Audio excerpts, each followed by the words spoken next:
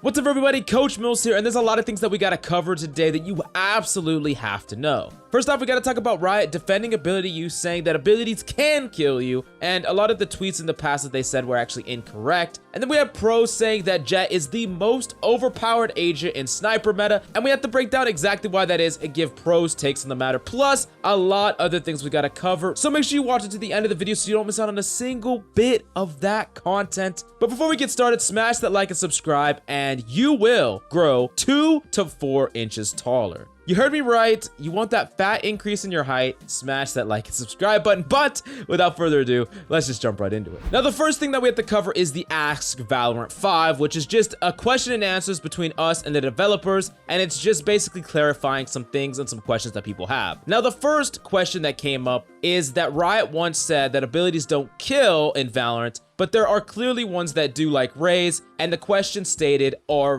Riot breaking their promise to us from the very beginning? Now, we did cover this in depth before, so I'm just gonna skim over it here, but essentially what's happening is there is a big mistake in that statement. The thing is, abilities can kill, but it's less about abilities killing themselves and more about how abilities force some sort of action from you, or else the punishment is death. Just like how a Raze grenade would be thrown in a corner you're hiding, you can stay there, sure, but you will die, or you could swing out and it forces a gunfight engagement. That is the type of nuance that Riot wants to play around, not necessarily you throw a grenade and it instantly kills you. They would rather have the nuance to gameplay, at least as far as just regular abilities are concerned, not necessarily ultimates, which is what I'm going to talk about in a little bit. They also provide more context to this, talking about how guns provide the vast majority of kills, and that damage abilities have the goal of either creating a threat or finishing off a weak target, not necessarily being the one that gets the entire kill. Now, they did state, however, that there are certain abilities that don't really fall on this, and specifically abilities like Blast Pack that can do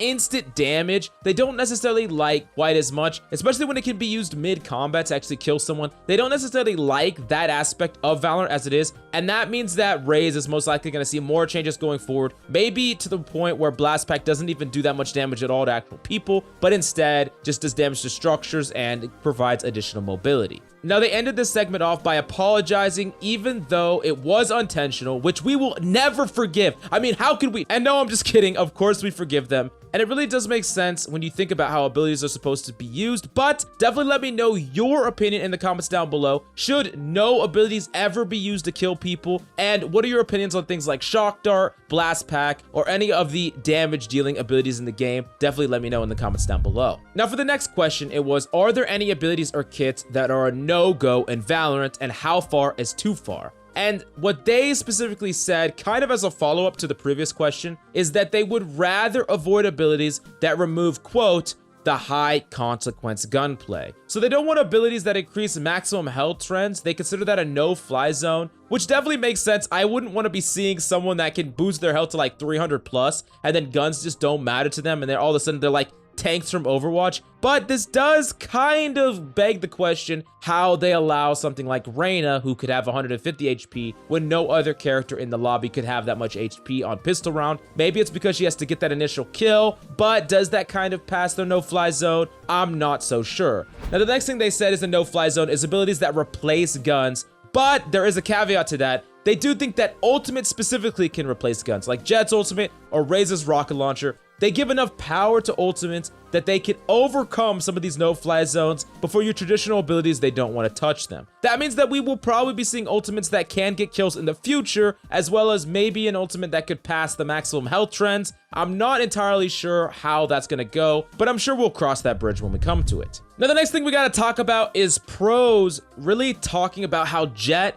is extremely overpowered when combined with the AWP. Check out this tweet from Sentinel Sick, which I will read verbatim. The AWP in Valorant is honestly not that impactful. I think the only problem is when JETT is on the AWP. Not being punished for re-peeking / being dumb in a position with a one-shot weapon is busted. Basically, you can make the round 5v3 before trades are possible. Now, before you shout out that this is just him being salty, losing to TSM and Wardell's JETT sniping ability, this really does make sense in a lot of ways. You see, Sentinels in particular are one of the teams that prove to us that you can counter ops. If you learn how to jiggle peek correctly, pressure them out, put them in bad scenarios, you can find a way to counter them and shut them down. The biggest problem with JETT is that Tailwind ability allows her to pretty much get out of any situation, and all those scenarios that we talk about basically become possible for the sniper to get out favorably in that situation, or at the very least not die at all. I mean, imagine a scenario where you're holding an angle, an aggressive one,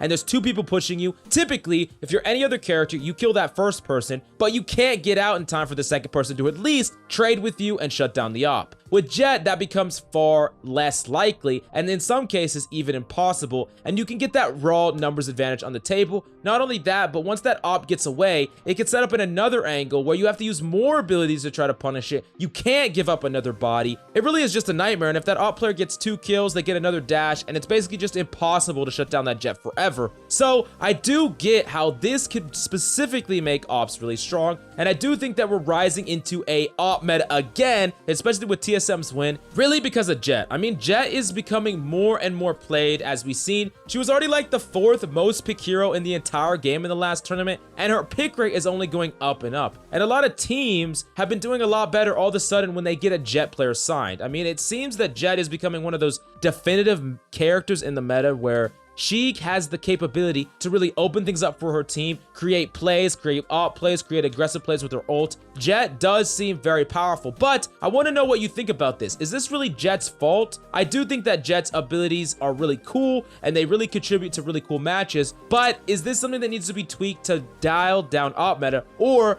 is op something that needs to be tweaked? Definitely let me know what you think about this entire situation in the comments down below. Now, the next thing we got to show you is this overpowered Sage boost wall. This is from David P from G2. He used this in a recent tournament, but big condolences to David P. He's going through a really hard time right now, so if you see him on Twitter or anything like that, give him some love, give him some support. I know he definitely needs it. Now, going back to the clip, notice how this Sage walls up near about mid, and she can actually peek the long sideline of mid from defense from on top of her Sage wall. This is actually really powerful, and it really resembles some of the strats like when you're on attack and you can wall up on top of that box after you updrafted or something like that on top of it, and you can peek cap before the enemy peeks. This kind of has that same nuance about it, and not only is it being used in pro play, but I think it could be very powerful in ranked play too. Just another thing to remember when you're holding on defense, you could definitely try to use this, and it's something to look out for if you're attacking. Enemies could definitely be using this against you, so make sure you keep it in the back of your mind. Now, the next story we gotta talk about is Shroud's epic return, and I mean absolutely epic. I mean, he had 500,000 plus viewers, literally 500,000 viewers plus, and that is phenomenal. And we're not just talking about Shroud in the arbitrary. The reason we're talking about Shroud is that his main game, and the game he came back to streaming, and he's even streaming today, is Valorant. He said he's planning on playing Valorant a lot going forward, and it's also one of the games he's been grinding ever since he's been gone. So really look forward to Valorant Shroud VOD reviews. We're going to be doing some in-depth ones on this channel, and of course, go watch Shroud if you want to see some nutty headshots. I'm sure he's going to be clicking all the heads in Valorant, so go check him out. He's going to be really good for the scene to have another big streamer playing Valorant, so that's great news to say the least. Now, the next thing we need to talk about is the big tournament that's going to happen that unfortunately Sentinels is not going to be playing in because they actually are moving, so we're not going to be seeing them. But interesting enough, 100 Thieves actually withdrew from the tournament as well. Now, there are a few speculations going on as to why this is. We don't have any real answer, but a lot of people are thinking that it actually might be a new roster or roster changes. You see 100 Thieves, which is notably the team that Hiko plays on, who is like the star ace for that team. That team has been underperforming.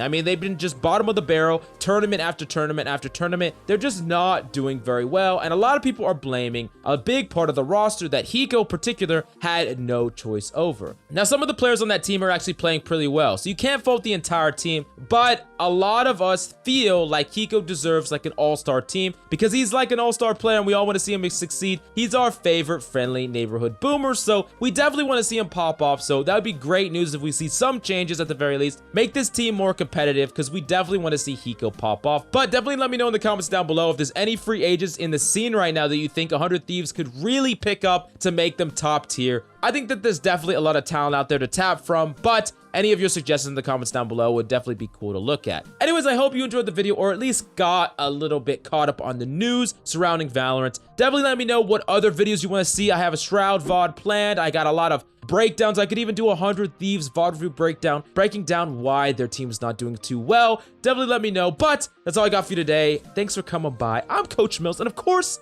until next time,